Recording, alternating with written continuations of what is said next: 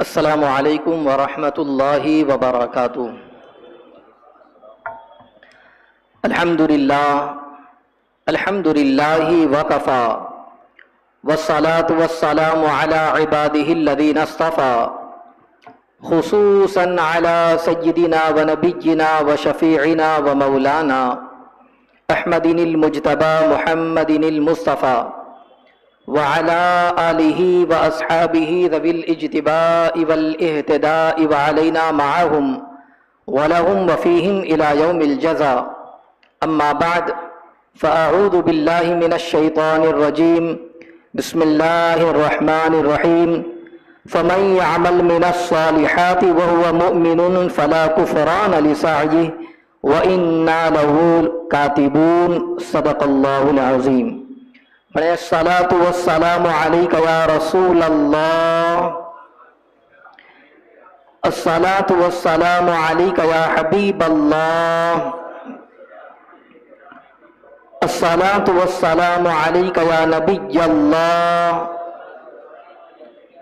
وعلی آلک واصحابک یا نور اللہ، صلی اللہ تعالی علیہ وسلم۔ میں نے جس آیہ کریمہ کی تلاوت کا شرف حاصل کیا، اللہ جل شانہ اس کے متعلق مجھے حق کہنے اور آپ سب کو حق سننے اور ہم تمام کو اس پر عمل کرنے کی توفیق رفیق عطا فرمائے۔ ہر شخص یہ چاہتا ہے کہ وہ خوش نصیب ہو، اور خوش نصیبی کے لیے اس کے ذہن و دماغ میں بہت ساری چیزیں گردش کرتی ہے۔ کوئی یہ سمجھتا ہے کہ میری فیملی لائف بہت اچھی ہو تو میں خوش نصیب ہوں، اولاد کی کثرت ہے تو میں خوش نصیب ہوں۔ کوئی یہ سمجھتا ہے کہ میرے پاس مال و دولت کی فراوانی ہے، میرے پاس جائیداد ہے، پراپرٹی ہے، گویا کہ میں خوش نصیب ہوں۔ کوئی حسب و نسب کو لے کر، کوئی مال و زر کو لے کر، کوئی اچھے دوستوں کو لے کر، کوئی اچھے خاندان کو لے کر، نہ جانے کس کس طریقے کی باتیں وہ اپنے ذہن میں لاتے ہیں، اور یہ سمجھتے ہیں کہ اگر یہ چیز ہمارے پاس ہے تو گویا کہ ہم لوگوں میں سب سے زیادہ خوش نصیب ہے اگر یہ چیز ہمارے پاس موجود ہے۔ قرآن مقدس کو اگر ہم پڑھیں خوش نصیبی کے حوالے سے کہ خوش نصیب کون ہے، بھلا کون ہے، تو قرآن مقدس یہ اعلان کرتا ہے فَمَن يَعْمَلْ مِنَ الصَّالِحَاتِ وَهُوَ مُؤْمِنٌ فَلَا كُفْرَانَ لِسَعْيِهِ وَإِنَّا لَهُ كَاتِبُونَ، کہ فرمایا تو جو کچھ بھلے کام کرے اور ہو ایمان والا تو اس کی کوشش بے قدری نہیں، اور ہم اسے لکھ رہے ہیں۔ یعنی جو ایمان والا ہو اور اچھے کام کرتا ہو، بھلے کام کرتا ہو، نیکیاں کرتا ہو اور اس میں کوشش کرتا ہو، تو پھر اس کی یہ کوشش رائگاں نہیں جائے گی، اس کی یہ کوشش ضائع نہیں جائے گی، بلکہ خوش نصیب ہے وہ بندہ جو اچھا کام کرتا ہو، جو بھلا کام کرتا ہو، جو عبادت کرتا ہو، جو مولا کی بندگی کرتا ہو، جو نمازوں کو ادا کرتا ہو، قرآن مقدس کی تلاوت کرتا ہو، اللہ کو مناتا ہو، اللہ تبارک و تعالیٰ کی عبادت میں اور اس کی یاد میں لگا رہتا ہو، تو اگر کوئی ایسا بندہ ہے تو اس کی یہ کوشش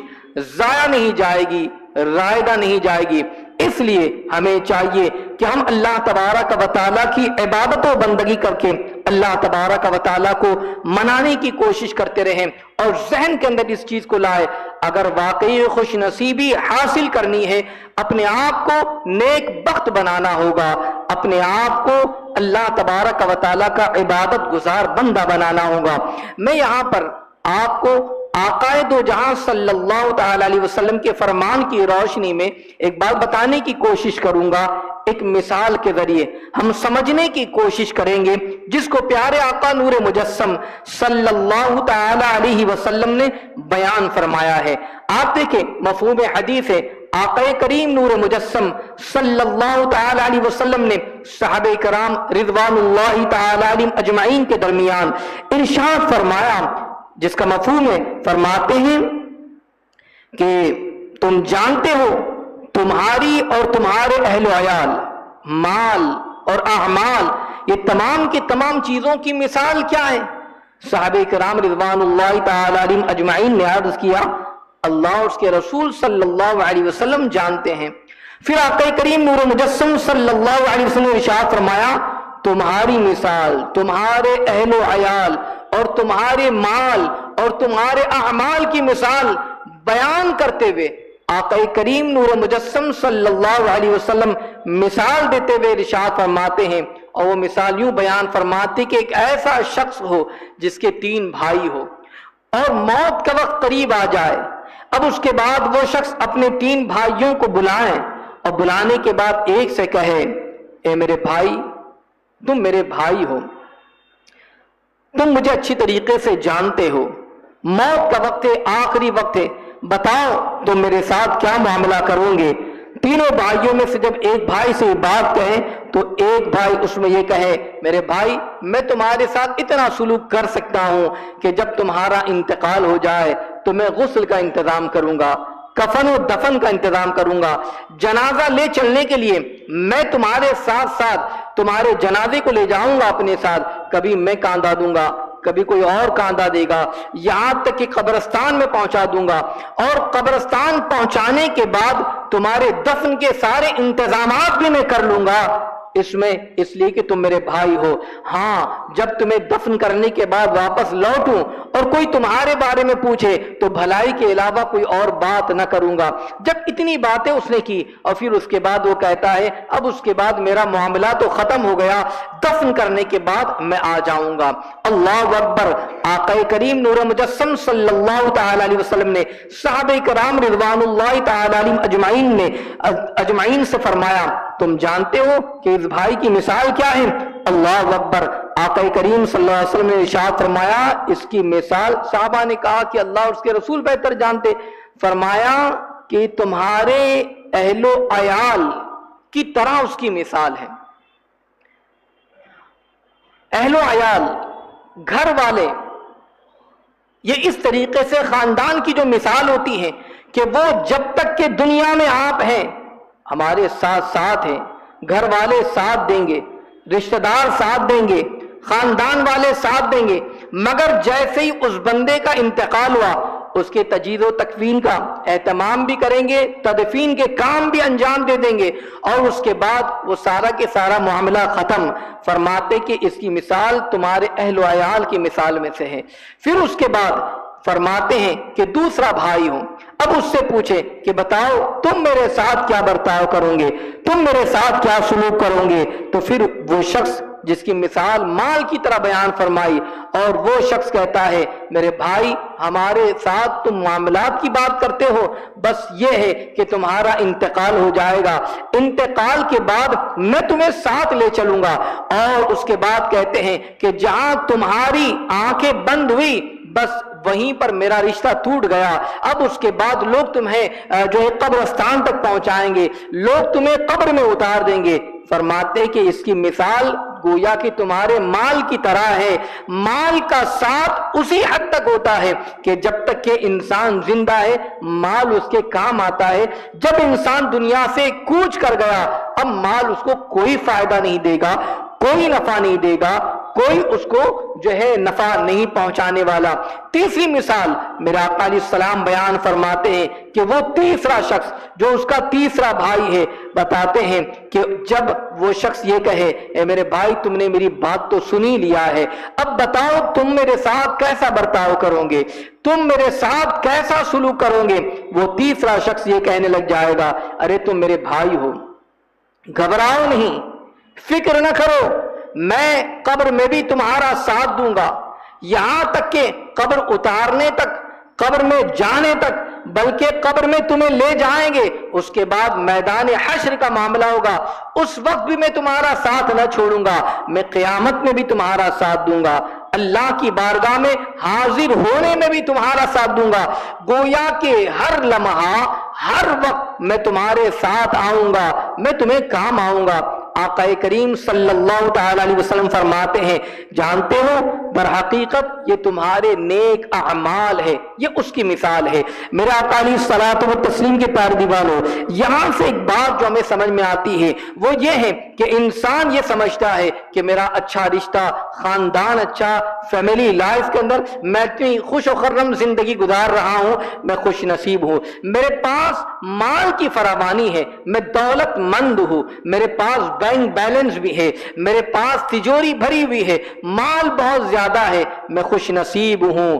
اللہ اکبر۔ مگر اس مثال کے ذریعے بات سمجھ میں آ گئی، اگر خاندان کی تم بات کر رہے ہو تو خاندان اور رشتہ اتنا ہی کام آئے گا جب تک کہ تمہاری زندگی ہے۔ جہاں زندگی ختم ہو گئی یہ سارے رشتے ٹوٹ جائیں گے، پھر کوئی تمہیں کام آنے والا نہیں ہے۔ مال بہت زیادہ ہے، سمجھتے ہو کہ مال کی فراوانی ہے، میں بہت زیادہ خوش نصیب ہوں، اور اس مال کو کمانے کے لیے وہ انسان نہ جانے کس کس طریقے سے اپنی زندگی گزارتا ہے۔ اسی مال کو حاصل کرنے کے لیے نہ حلال دیکھتا ہے نہ حرام دیکھتا ہے۔ اسی مال کو کمانے کے لیے کبھی کبھار انسان اپنے خاندان کو، اپنے گھر بار کو چھوڑ کر، اپنے ملک کو چھوڑ کر وہ کسی اور ملک کا سفر طے کرتا ہے تاکہ مال میں کما لو۔ مگر بتائیے تو صحیح، اتنی محنت کرنے کے بعد جس مال کو کمایا وہ مال اس حد تک کام آیا جب تک کہ اس کی آنکھیں کھلی ہے، جب تک کہ اس کی سانسیں چل رہی ہے۔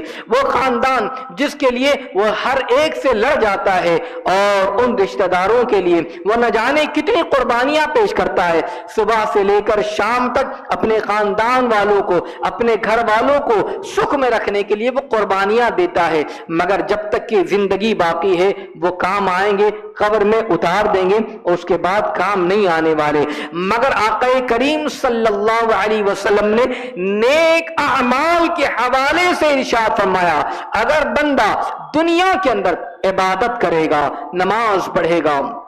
روزہ رکھے گا، اللہ نے مال دیا زکوٰۃ ادا کرے گا، حج کا موسم آیا اور اللہ تبارک و تعالیٰ کی رضا کے لیے مال و زر ہے تو وہ حج کرنے جا رہا ہے، قربانی کا مہینہ آ گیا، اللہ نے مال عطا فرمایا ہے، اب وہ اللہ کی راہ میں اللہ کی رضا کے لیے وہ جانور کو ذبح بھی کر رہا ہے، وہ قربانی بھی کر رہا ہے، گویا وہ جو عمل کر رہا ہے نیک عمل کر رہا ہے، اچھے عمل کر رہا ہے اور اللہ کی رضا کے لیے کر رہا ہے، تو پھر اس کی مثال بیان کی گئی۔ وہ شخص یوں نہ سوچے کہ میرے سارے اعمال جو کچھ میں نے دنیا میں کیے ہیں وہ دنیا کی حد تک رہیں گے، نہیں نہیں، بلکہ دنیا میں تو کام آنے ہی والے ہیں۔ دنیا میں کام آنے کے ساتھ جب وہ دنیا سے جائے گا اسے قبر میں پہنچا دیا جائے گا، تب قبر کے اندر بھی وہ اعمال اس کے اچھے کام آئیں گے، اور وہ اس صورت میں کہ قبر روشن ہو جائیں گی، قبر کی تاریکیاں دور ہو جائیں گی، قبر کی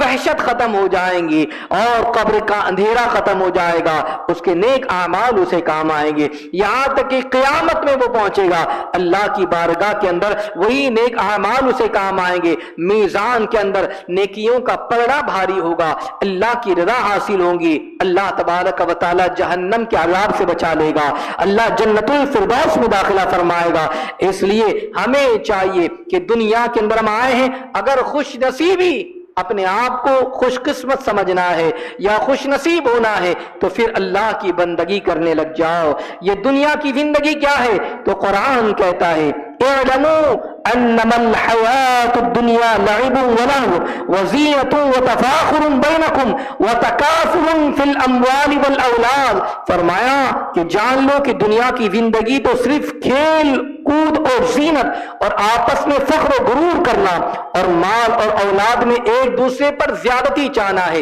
یہ دنیا کی زندگی ہے۔ ہر انسان کو دیکھیں کہ اگر کسی کے پاس اگر خوف خدا نہ ہو، مال و زر آ جائے تو دوسرے پر فخر کرنا شروع کر دیتا ہے، بڑائی ظاہر کرنا شروع کر دیتا ہے، اگر کسی کے پاس جو ہے زینت ہو تو وہ لوگوں پر غرور کرنا شروع کر دیتا ہے۔ یاد رکھیں یہ دنیا کی زندگی کیا ہے؟ تو یہی زندگی کیا ہے؟ کھیل اور کود ہے۔ یہ زندگی اللہ تبارک و تعالیٰ نے عطا فرمائی تو اللہ کی عبادت میں گزارو، اللہ کو یاد کرتے ہوئے گزارو اور اچھے عمل کرتے ہوئے گزارو۔ اگر اچھے عمل کرتے ہوئے یاد الہی میں اگر گزارو گے تو پھر کامیاب بھی ہو جائیں گے، کامران بھی ہو جائیں گے۔